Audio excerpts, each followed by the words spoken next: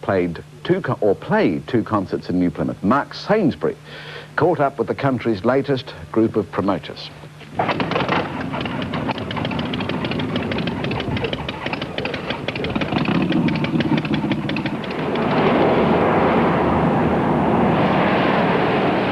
Meet New Plymouth's most enterprising group of businessmen at the moment. This weekend, their latest promotion is expected to bring millions of dollars into the city. So you're pretty confident it's all going to work? Yeah, we're fairly confident. Everything's sort of panned out quite well. There's no major problems at this stage, as long as the band turns up. The band the Magog Motorcycle Club is expecting for their 20th anniversary bash is Jethro Tull. Breaking hearts in a market town. She eats filet of soul and washes it down. Through a New Zealand contact, we've got a New York contact. Through the New York contact, we've got an English contact. And they got me to Ian Anderson, sort of more or less, his agent in England. And, so it was like 3 phone calls and made contact.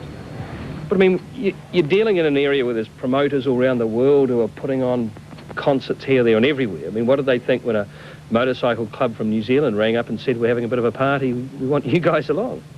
Well, basically it was just a proposal we put to them. We sent a bit of a CV over on the club.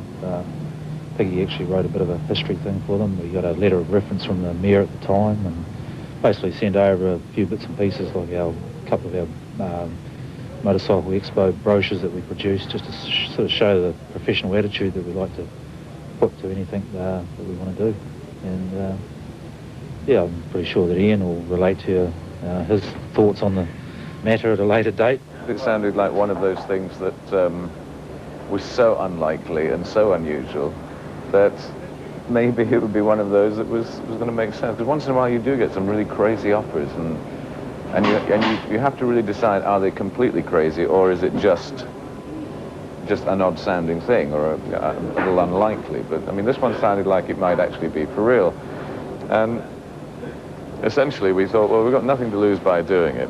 You're turning into entrepreneurs as much as motorbike enthusiasts. Well, why do you say turning into it? Maybe we were before. Some of us are quite successful businessmen in our own right. This is just another step. With the cell phones, the track record, 12 years of motorcycle shows, perhaps people have underestimated them. So, are the Magogs turning respectable? It's quite ironic you should ask that, because that was put to me the other day at a meeting I attended, and a gentleman asked me, aren't you afraid of becoming too respectable? And I said, well, as far as I'm concerned, we've always been respectable. Our sole aim with these concerts is to improve our members' quality of life. And if we have to branch out into bigger and better things, like promotions, well, then that's just the way we have to go, because we all basically like to live a little bit better and live a little bit more comfortably. And age, too, is a factor. The Magogs these days are older. Many have kids, even second-generation members.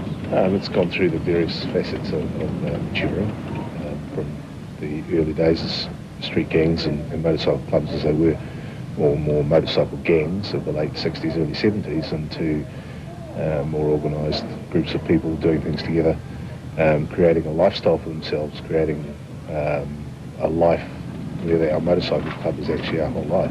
They still live for their Harleys and the club, but the business image is hard to avoid. The three of you all got cell phones.